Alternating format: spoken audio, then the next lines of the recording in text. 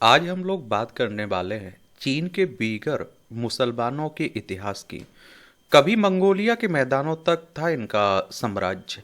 तो इनके बारे में एक सामान्य जानकारी देखते हैं। देखिए, है चाइना, लद्दाख, हिमाचल प्रदेश, उत्तराखंड, सिक्किम, अरुणाचल प्रदेश, 5 राज्यों की सीमा लगती है हमारी चाइना से। आज वो एक दबा हुआ समुदाय है जो संभवतः अपने इतिहास के सबसे मुश्किल दौर से गुजर रहा है। लेकिन एक दौर में बीगर मुसलमानों का अपना साम्राज्य था और जिसने मंगोलिया के मैदानों पर शासन किया। चंगेज खान ने उनकी लिपि को अपनाया, तैमूर लंग ने उन्हें जीता, उन्होंने एक स्वतंत्र सूफी धर्म तंत्र अपनाया और 20वीं शताब्दी में वो 2 बार एक स्वतंत्र गणराज्य रहे हैं। अपनी अलग संस्कृति, भाषा और धर्म वाले बीगरों का इतिहास शानदार है जो 18वीं 8वीं सदी तक जाता है। कब? 8वीं सदी तक। हालांकि बीगर मुसलमानों के इतिहास को लेकर कुछ त्रुटियां हैं, लेकिन इतिहासकार मानते हैं कि उनकी जड़ें आज के दौर के मंगोलिया से मिलती हैं। कहाँ से? मंगोलिया से मिलती है। फ्रांस के national centre for scientific research से जुड़े फ्रांसीसी इतिहासकार अलेक्जेंडर पापास बीबीसी मुंडो से कहते हैं कि उनके बारे में जो सबसे पुराने सबूत हमारे पास हैं वो उस दौर से मिलते हैं जब वो आज के दौर के मंगोलिया में रहते थे।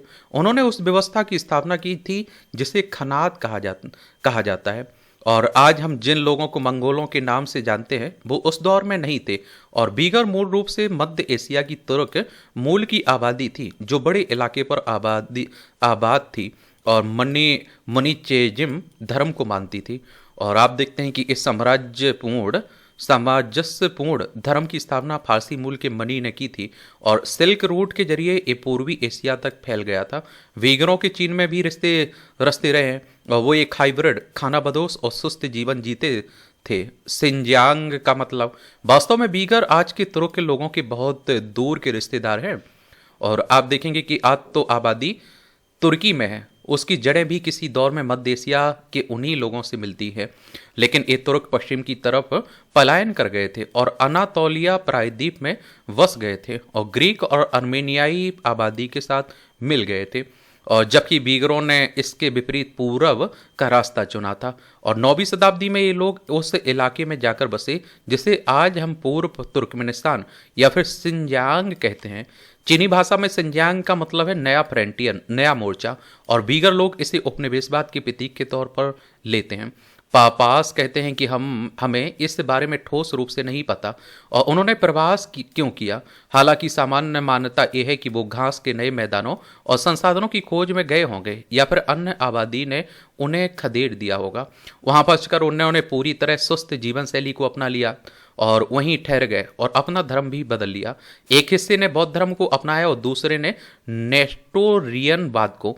हालांकि ये आप देखते हैं कि ये भी लंबे समय तक नहीं चला और 10वीं शताब्दी के मध्य में इस्लाम पूरे प्रभाव के साथ यहाँ पहुंचा और अधिकतर वीगर आबादी मुसलमान बन गई।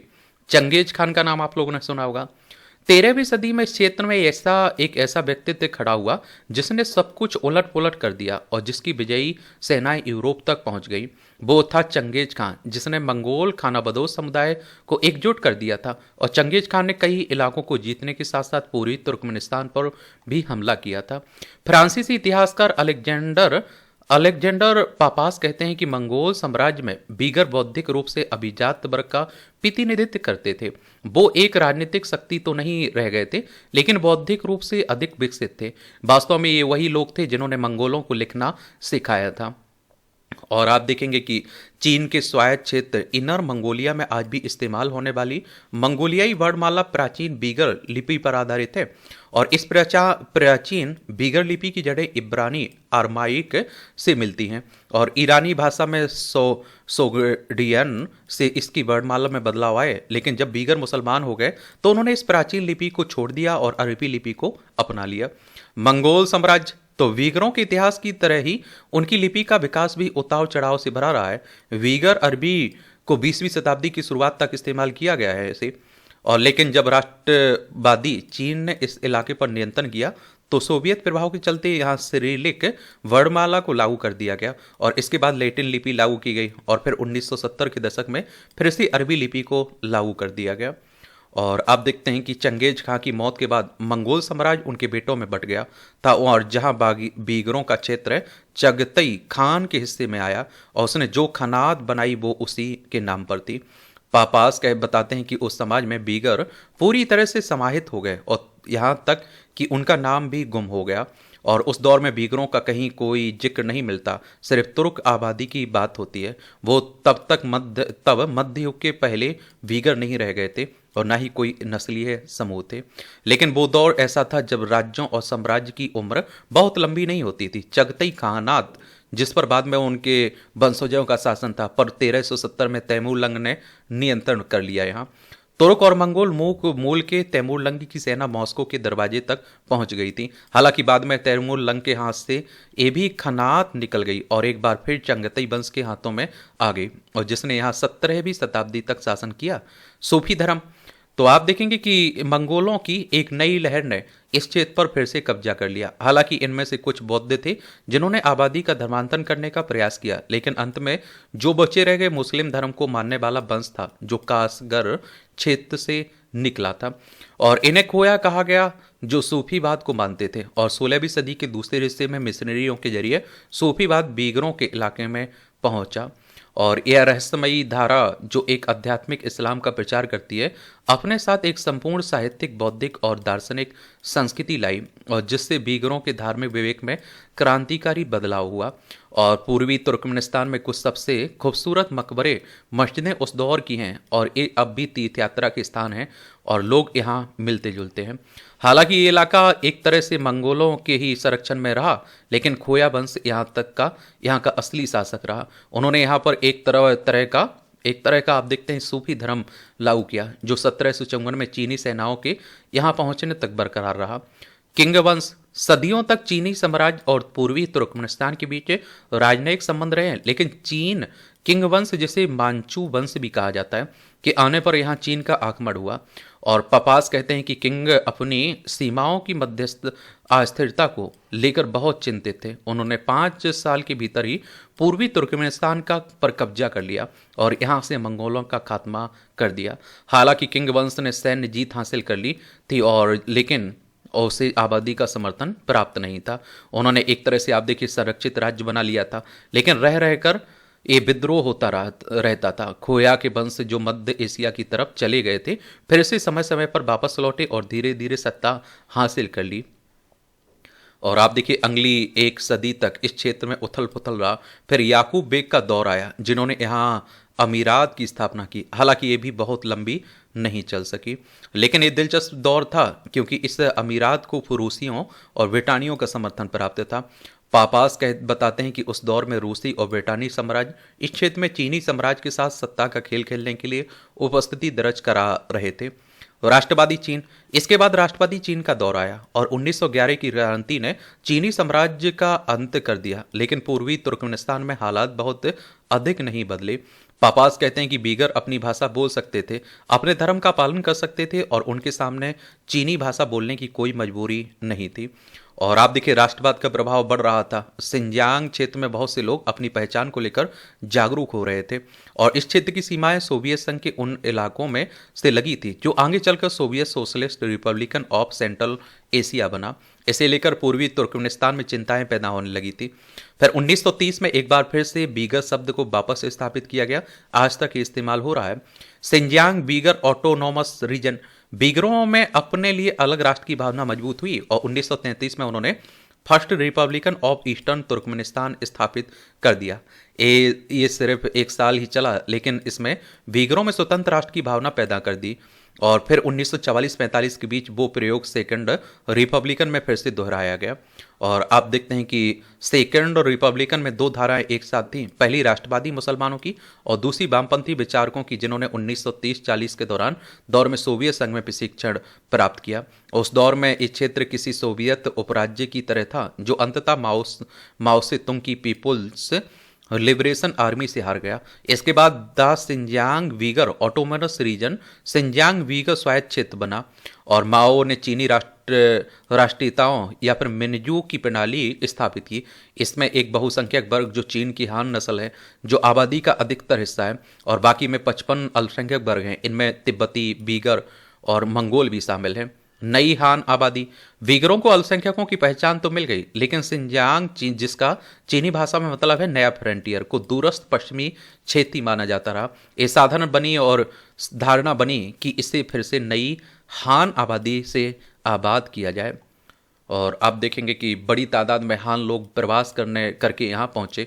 वीगर राष्ट्रवाद, जिसे अब तक स्वीकार किया जाता रहा था, को 1960 के बाद से चीन में एक ऐसी चीज की तरह देखा जाने लगा जिसका समाधान किया जाना जरूरी हो। 1967 में आप देखते हैं यहाँ सांस्कृतिक क्रांति शुरू हुई और इसके प्रभाव कई दशकों तक रहे। इस क्षेत्र के लिए विनाशक साबित हुए और इस दौरान बुद्धिजीवियों और धर्म गुरुओं को गिरफ्तार किया गया और मस्जिदों और मकबरों को तोड़ दिया गया। सिंजियांग एक बड़ा लेबर कैंप बन गया और जहां पूरे चीन से हिरासत में लिए गए लोग पहुंचाए गए। नई सत्ता इन लोगों को प्रतिक्रियावादी या बुर्जुआ मानती थी। 1980 के दशक में डेंग सियापिंग सीसियान के नेतृत्व में हालात और भी बदले। पापास बताते हैं कि अल्पसंख्यकों के संबंध में बड़े बदलाव हुए। उन्होंने अब प्रतिक्रियावादी रीति रिवाजों के प्रतीक के तौर पर नहीं देखा गया। बहुत हद तक अभिव्यक्ति की स्वतंत्रता के साथ लोकतांत्रिकरण शुरू हुआ। और आप देखिए इसके बाद बहुत समृद्ध बौद्धिक गतिविधियां हुई। ये एक सही मायनों में सांस्कृतिक विकास था और जिसमें बहुत कुछ जो गवा दिया गया फिर से बनाया गया। और विश्वविद्यालयों में सांस्कृतिक संगठन बने और 12 दिसंबर 1985 को क्षेत्रीय राजधानी उरुमकी में आंदोलनकारी छात्र सड़कों पर आ गए और वो और अधिक लोकतांत्रिक स्वतंत्रता की मांग कर रहे थे और पूर्वी तुर्कमेनिस्तान में हुए परमाणु परीक्षणों का विरोध कर रहे थे। थियामेन स्क्वायर गोलीकांड, ये सहिष्णुता का माहौल समूचे देश में 1989 में बदल गया और ये वही साल था जब राजधानी बीजिंग के थियानमेन चौक पर छात्रों का नरसंहार हुआ था और प्रशासन ने बीगर मुसलमानों के एकजुट होने की सक्की निगाह से देखना शुरू कर दिया। वो इसे बीगर अलगाववाद का केंद्र मानने लगे। बीगरों के उत्सव समारोह निशाने पर आ गए। पारंपरिक मुशायरे, मैसरेफ, जहां पारंपरिक संगीत मुकाम बजाया जाता था, नृत्य और बातचीत होती थी, भी सरकार के निशाने पर आ गए थे।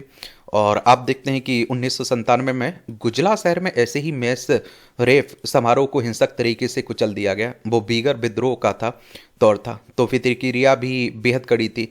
सैकड़ों लोग मारे गए, हजारों घायल हो गए।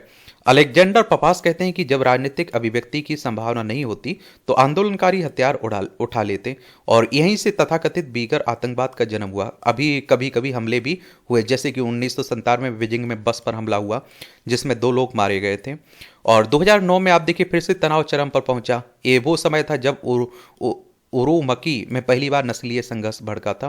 पापास कहते हैं कि इसके बाद से इस क्षेत्र में तनाव कम नहीं हुआ और यहाँ चीन की सरकार बेहद हिंसक तरीके से उत्पीड़न कर रही और सरकार ने यहाँ बीगरों मुसलमानों को अलग थलग करने की व्यवस्था लागू कर दी। उदाहरण के तौर पर बहुत सी नौकरियाँ ऐसी हैं जिनमें बीगर मुसलमान शामिल नहीं हो सकते हैं। और आप देखते हैं कि तुर्कमेनिस्तान इस्लामिक पार्टी ने साल 2013-14 में हुई कई हमलों की जिम्मेदारी ली। पापास के मुताबिक इराक और सीरिया में इस्लामिक स्टेट से जुड़ा एक छोटा लेकिन अस्पष्ट आंदोलन है और इसके कुछ सदस्य प्रशिक्षण लेने इराक और सीरिया भी गए। पुनः शिक्षा केंद्र, लेकिन जब लगा कि अब बीगर मुसलमानों के साथ इससे बुरा कुछ और नहीं होगा, तब 2017 में पुनर्शिक्षा केंद्र सामने आए जो एक बड़ा मोड़ साबित हुए। और पपास कहते हैं कि अतीत के जबरन श्रम शिविर एक न्याय व्यवस्था का हिस्सा थे, भले ही वो अन्यायपूर्ण क्यों ना हो, क्योंकि ये किसी अपराध या गलती की सजा थे। लेकिन पुनर्शिक्षा केंद्र बहुत विशाल हैं और अब यहाँ आबादी के हर तरह के वर्ग हैं। वो लोग भी यहाँ भेज दिए गए जाते हैं जिन्होंने कभी कोई अपराध नहीं किया होता है। ये माना जाता है कि इन पुनर्शिक्षा केंद्रों में बीगर आबादी के 10% यानी करीब 10 लाख लोग बंद हैं। और इतिहासकार पपास कहते हैं कि लोग अचानक किसी भी दिन गायब हो जाते हैं। उनके परिवार के पास ये जानकारी नहीं होती है कि उन्हें कहाँ ले जाया गया है। राज्य सत्ता उनका अपहरण कर लेती है। जो लोग इन कैंपों के बाहर हैं उन पर भी स्थायी नियंत्रण है। पूर्वी तुर्कमेनिस्तान तकनीक और खुफिया निगरानी का परीक्षण केंद्र बन गया है। बीगर मुसलमानों के दमन ने इस आबादी का एक ऐसा बड़ा वर्ग खड़ा किया जो देश से बाहर निकलकर दुनिया के अलग अलग हिस्सों में रह रहा है। ये बीगर लोग यूरोप, अमेरिका, एशियाई देशों में हैं। जर्मनी के म्यूनिक में स्थित वर्ल्ड वीगर कांग्रेस इन लोगों को एकजुट करने के प्रयास करती है। भू राजनीतिक कारणों और चीन की बढ़ती ताकत की वजह से इस्लाम धर्म के अनुयायी होने और तुर्क नस्ल से जुड़े होने के बावजूद बीगर मुसलमानों को इस्लामी देशों और मध्य एशियाई इस्लामी देशों का कोई खास सहयोग या समर्थन नहीं मिलता है। क्या नहीं मिलता है? पापास कहते हैं कि बहुत से मुसलमान देश चीन के साथ अपने संबंध बनाए रखना चाहते हैं। वो वीगर लोगों को अलग तरह का मुसलमान भी मानते हैं और उनके प्रति एकजुटता महसूस नहीं करते हैं। अफसोस जाहिर करते हुए पापास कहते हैं कि वास्तव में ये नस्ल अपने इतिहास के सबसे मुश्किल दौर से गुजर रही है। आप लोग क्या सोचते हैं? अपनी राय आप लोग जरूर बता सकते हैं। धन्यवाद।